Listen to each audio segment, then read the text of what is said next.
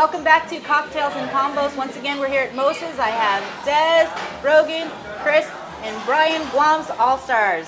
All right, guys, we're getting ready to wrap up the show. So many people, they look up to you, you inspire people, but who inspires you? Starting with you, Brian. For me, my biggest inspiration are the kids I work with. So they're so talented. The amount of talent on Guam is absolutely mind-blowing. And so every day I get to work with them and get to use their bodies to create whatever is in my head. And they're so hungry and they want it so bad.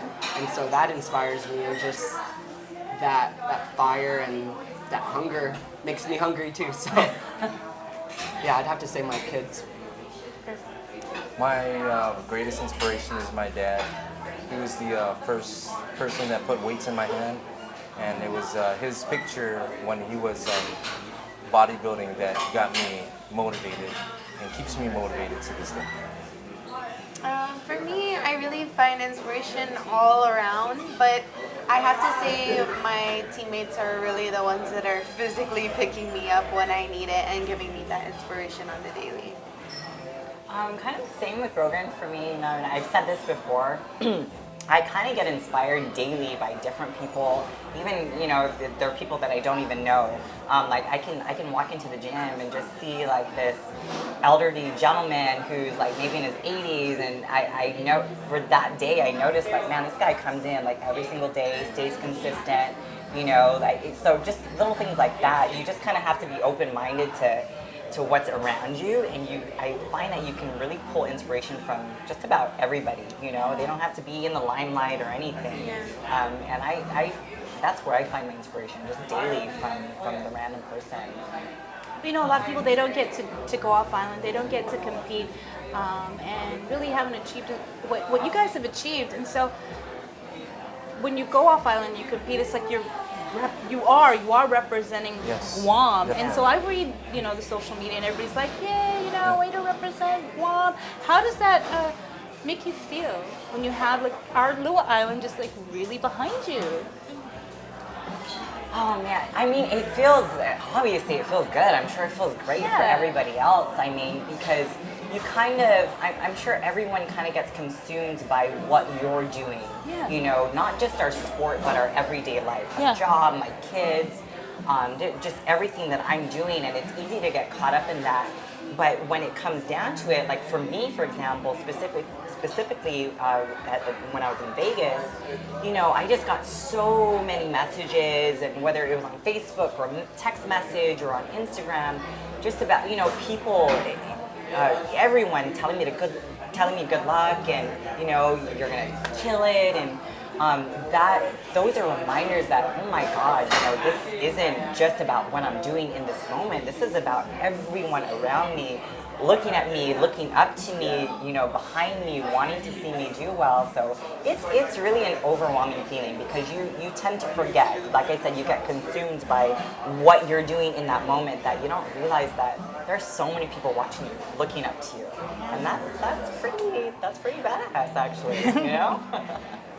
Yeah, for me, I think the biggest part to that is my students. Like, I can't be at the front of class telling them all to be consistent in their training if I don't do it myself. So, keeping them inspired and representing them when I go out there really always helps me put my best foot forward, not just when I step in there for competition, but in every moment leading up to that, like being consistent and putting all my effort into every little piece that goes into my training camp. But like Des was saying, when you get all those messages, it's like really overwhelming. I had to like say thank you to everybody who sent me a message, and I kept putting the crying emoji. Like I was just overwhelmed. There's no other word for it. Yeah. Chris? It's always been a dream of mine to represent Guam. My dad was real passionate about the island, the late Senator Angel Santos, and that's when I didn't really grasp how big of an achievement it was, but just winning that and like they said, receiving those messages, I was like Brogan. I made sure to thank every single person that took time to thank me. I took my time to thank them back, and so it was very humbling for me as well.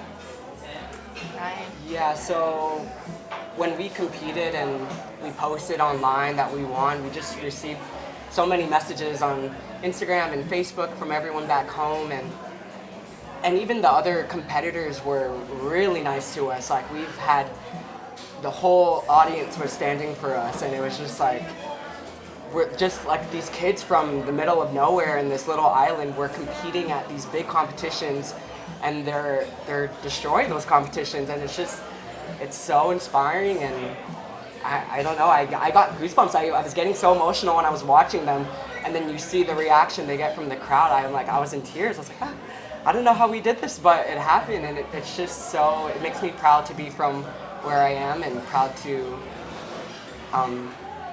be from, just the family that I have, and the support and the team that Guam shares. So inspiring. All right, well, any final comments, any final words of advice, or maybe you'd like to talk about what you're up to next?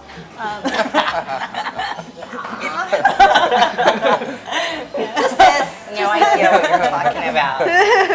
Yeah, any final comments? Just thank you. Thank you, Sabrina. Thank you.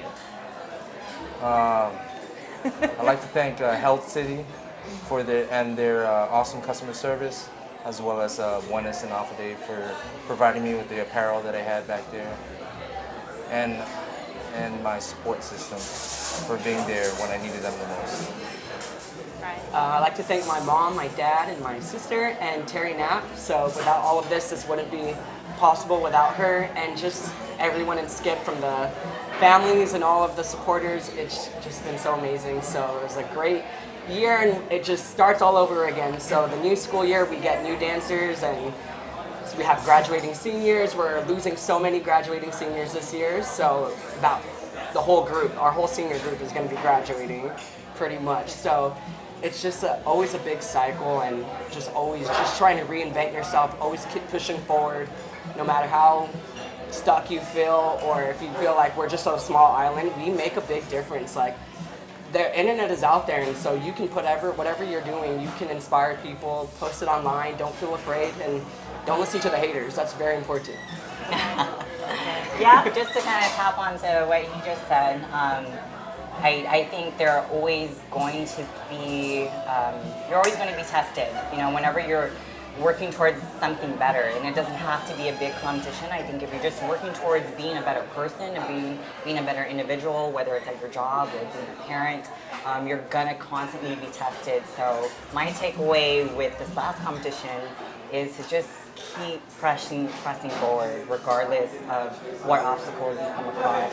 It's going to be worth it at the end, and just always know that when you get into those moments, that's what your backing is for, that's what your support system is for, and don't be scared to rely on them. And yeah, that's kind of my little piece of advice. If I'm able to add something else, Sabrina, one piece of advice I can give people is to live every day like it's your last. Tomorrow's never guaranteed. Today's a gift, that's why they call it the present. 8 hours after I won my competition, my baby sister lost her husband, who's just a year older than me.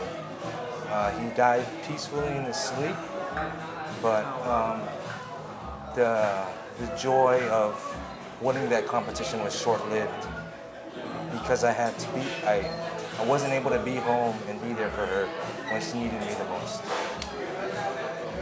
Thank you so much, all of you, for joining. Condolences to your sister and to your entire family. That's it for Cocktails and Convos. Thanks for watching.